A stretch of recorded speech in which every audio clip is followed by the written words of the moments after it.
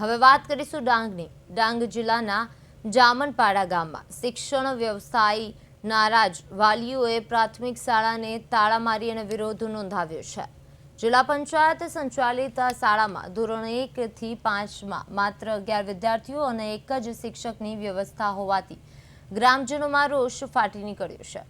વાલીઓના આક્ષેપ મુજબ શિક્ષક અનિયમિત આવે છે અને વારંવાર બદલાતા હોવાથી બાળકોના ભણતર પર ગંભીર અસર પડી રહી છે। અનેક રજૂઆતો બાદ પણ ઉકેલ ન આવતા અંતે વાલીઓ અને ગ્રામજનોએ શાળાને તાળાબંધી કરી હતી। ગામ લોકોના જણાવ્યા મુજબ દર 15 દિવસથી લઈને મહિને શિક્ષક બદલાઈ જતા શિક્ષણ વ્યવસ્થા ખોરવાઈ રહી છે। હવે બીજી તરફ તાલુકા શિક્ષણ અધિકારીએ જણાવ્યું છે કે શિક્ષક નિયમિત આવે છે પરંતુ કાયમી શિક્ષકને અગાઉની શાળામાંથી મુક્ત ન કરાતા તેમણે હજુ ચાર્જ સંભાળ્યો નથી। હવે આ સમગ્ર ઘટનાને લઈને શિક્ષણ વ્યવસ્થાની કામગીરી સામે પણ અનેક સવાલો ઊભા થયા છે। મારી પ્રાથમિક શાળામાં પ્રોબ્લેમ એટલે કે શિક્ષકને ખૂટે એ છે, એટલે એના માટે અમારે વારંવાર અધિકારીઓને રજૂઆત કરી છતાંય એ લોકો વાયદા કરે અને ગોલ ગોલ ફર્યા કરે।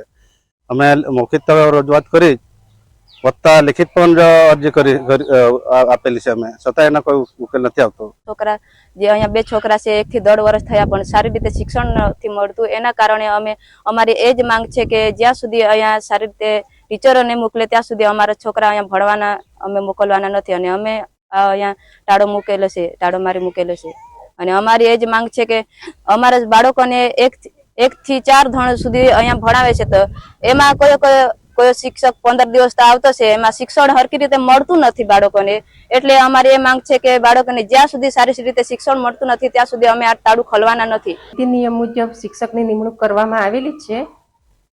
શિક્ષકની ઘટનો પ્રશ્ન અત્યારથી શાળા શરૂ થઈ ત્યારથી એક શિક્ષકની કામગીરી આપવામાં આવેલ છે અને જે શિક્ષક નિયમિત શાળામાં આવે છે। અમારી પાસે એવી કોઈ રજૂઆત કરવામાં આવી નથી કે શિક્ષક નથી આવતા। રજૂઆત કરવામાં આવી છે એના અનુસંધાને જાન્યુઆરી 2026માં ઓનલાઈન બદલી કેમ્પ થયો એ વખતે શાળાની પસંદગી કરતા એક શિક્ષકે આ શાળા પસંદ કરેલી છે જે સુબીર તાલુકાના શિક્ષક છે, ત્યાંથી એમને હજી છૂટા કરવામાં આવ્યા નથી।